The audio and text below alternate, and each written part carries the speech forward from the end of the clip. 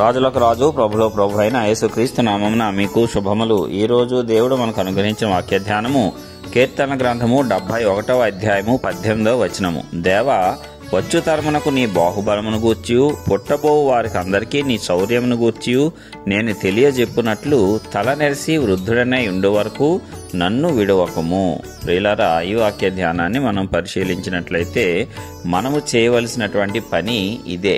మనము మొదట దేవుని గురించి తెలుసుకోవాలి, ఆయన శక్తిని గురించి తెలుసుకోవాలి, ఆయన శక్తిని అనుభవించాలి, ఆయన శక్తిని ఈ లోకంలో మనము చూపించాలి. అలాగ చూపించిన వారంగా మనము ఈ లోకంలో శక్తివంతమైన జీవితాన్ని జీవించి మనము ఇతరులకు ఆ శక్తిని కనపరచడమే కాకుండా పుట్టబో వారందరికీ వచ్చు తరమునకు గూర్చి కూడా మనము ఆయన గురించి చెప్పాలంట. అప్పుడు అద్భుతమైనటువంటి రీతిలో మరి వారు కూడా దేవుని యొక్క గొప్పతనాన్ని తెలుసుకున్న వారుగా ఉంటారు. మరి ఇలాగా తెలుసుకొని నేను చెప్పాలి, నిరంతరము నిన్ను గురించి నీ కార్యముల గురించి నేను చెప్పాలి అంటే తల నెరసి వృద్ధుడనై ఉండే వరకు కూడా నాకు బాహుబలాన్ని అనుగ్రహించు అని అడుగుతున్నాడు ఈ భక్తుడు. కాబట్టి ఇక్కడ చెప్తున్నదంతా కూడా ఏంటంట, ఒక వ్యక్తి జీవిత కాలంలో దేవుని గురించి తెలుసుకోవాలి, దేవుని ఆజ్ఞలను అనుసరించి నడుచుకోవాలి,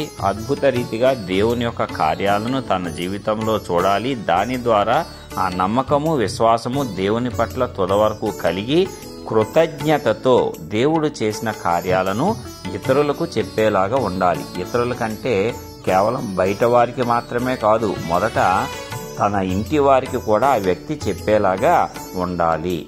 తన ఇంటి వారిలో తర్వాత వచ్చేటువంటి తరము, తన పిల్లలు, తన మనవళ్ళు, అట్లాగా తర్వాతి తరానికి పుట్టబోయే వారందరికీ కూడా దేవుని యొక్క బాహుబలమును గూర్చి, ఆయన ఎన్ని గొప్ప కార్యాలు చేశాడో వాటిని గూర్చి, ఆయన శౌర్యమును గూర్చి తెలియచెప్పాలంట. అలాగ తెలియజెప్పటానికి నీకు దీర్ఘాయునివ్వమని దేవుణ్ణి నీవు అడగవచ్చు. ఎప్పుడైతే ఆ రీతిగా నీవు అడిగావో దేవుడు నీకు దీర్ఘాయును అనుగ్రహిస్తాడు. తల నెరిసి వృద్ధుడనై ఉండు వరకు నన్ను విడవకము. అప్పటి వరకు కూడా నన్ను విడవకు, నేను చక్కగా చెప్తాను, నీ యొక్క క్రియలను గూర్చి నేను వివరిస్తాను, నీ అద్భుత ఆశ్చర్య కార్యములు, నువ్వు ఎలాగ ఏ కష్టాలలోంచి ఎలాగ తప్పించావో, ఏ బాధలు శ్రమలు వచ్చినప్పుడు ఎలాగ ఆదరించావో, ఎలాగ శత్రు భయము ఆవరించినప్పుడు వాటన్నిటిలోంచి విడిపించి విజయాన్ని అనుగ్రహించావో, ఇక ఏడుపు తప్ప ఏమీ లేదు నా జీవితంలో అనుకున్నప్పుడు అద్భుతమైనటువంటి రీతిగా దుఃఖాన్ని సంతోషంగా ఎలాగ మార్చావో, నేను మరణంలోనికి వెళ్ళిపోయాను ఇక జీవంలోనికి రాలేను అనుకున్నప్పుడు నా వ్యాధిని తగ్గించి తొలగించి వేసి నన్ను ఎలాగ తిరిగి ఆరోగ్యవంతుడిగా చేసి నిలవబెట్టావో, ఇవన్నీ కూడా నేను రాబోయే తరానికి చెప్తాను అని ఏ వ్యక్తి అయితే అనుకుంటాడో అతను దేవుడు చేసిన కార్యముల పట్ల కృతజ్ఞత కలిగినటువంటి వాడే. అలాంటి కృతజ్ఞత కలిగినటువంటి హృదయాన్ని దేవుడు ఎంతగానో ఇష్టపడతాడు. మరి అలాంటి వారిని ఇంకా ఎక్కువగా ఆయన ఆశీర్వదిస్తాడు. మరి వారికి ఒక తలంపు ఉంది కాబట్టి ఇతరులకు నేను చెప్పాలి, దేవుని గొప్పతనాన్ని ప్రకటించాలి, నా కుటుంబానికి, నా తరములో వారికి కూడా దానిని చెప్పి దేవుని మార్గములలో వారిని నడిపించాలి అని అనుకునేటువంటి వారికి నిత్యమైన ఆశీర్వాదాన్ని దేవుడు అనుగ్రహిస్తాడంట. మరి ఇక్కడ ఇంకొక వ్యక్తి కూడా అలాగే చేస్తాడు కదా. ఎవరు? అబ్రహాము. తన ఇంట పుట్టిన వారు, వాళ్ళు ఎవరైనా సరే, బానిసలైనా వారు ఎవరైనా సరే, వారందరికీ కూడా దేవుణ్ణి గూర్చి తెలియజెప్పడం మనం చూడవచ్చు. ఈ రీతిగా అనుకున్నాడు కాబట్టే అబ్రహాము తరతరములకు ఆశీర్వాద కారణంగా మారాడు, విశ్వాసులకు తండ్రిగా మారాడు. మరి మనము కూడా అలాంటి విశ్వాసమును, నమ్మకాన్ని, అలాంటి కృతజ్ఞత కలిగిన హృదయాన్ని మన దేవుని పట్ల మనమందరము కూడా కలిగి ఉండాలి. అప్పుడు ఆయన మనలను అద్భుతమైనటువంటి రీతిగా తరతరములకు ఆశీర్వాద కారణంగా చేస్తాడు. మరి ఈ యొక్క వాక్యం ద్వారా మనమందరము కూడా నేర్చుకున్నటువంటి విషయాన్ని అమలు పరుద్దాము. దేవుని యొక్క గొప్పతనాన్ని, ఆయన యొక్క అద్భుత ఆశ్చర్య కార్యాలను, ఆయన రక్షించే విధానాన్ని మనము అనుభవపూర్వకంగా తెలుసుకున్న ప్రతిదానిని అనేకులకు మనము పంచుదాము, అనేకులకు వివరించుదాము, అనేకులకు తెలియజెప్పి వారు కూడా నమ్మి విశ్వసించి ఆ రక్షణ మార్గంలోనికి వచ్చి వారు కూడా సంపూర్ణ విడుదల పొందేలాగున మనమందరము కూడా వారికి ఒక మార్గాన్ని చూపిద్దాము. మరి ఈ రీతిగా మనం నిరంతరము కొనసాగటానికి దేవుడు తన కృపను విస్తరించునుగాక.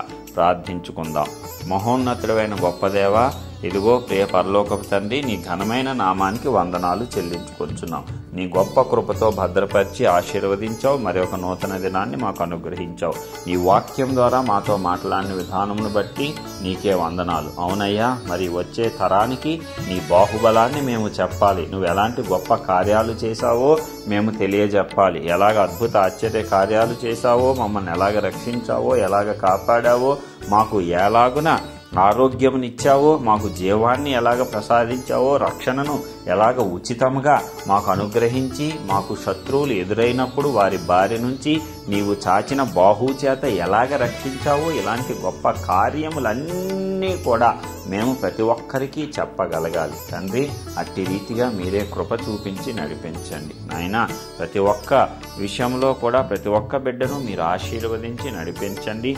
మరి తరముల పాటు చెప్పగలగటానికి చక్కని ఆరోగ్యమును దీర్ఘాయువును మీరు అనుగ్రహించవలసిందిగా వేడుకొంచున్నాం. మరి నాయన, దీనిలో పాల్గొంచున్న ప్రతి ఒక్క బిడ్డ ఇదే రీతిన జీవించి తన తరములను ప్రభావితం చేయగలిగేటట్లు నీ ఉన్నతమైన కృప ప్రతి ఒక్కరేళ్ళ విస్తరింపజేయండి.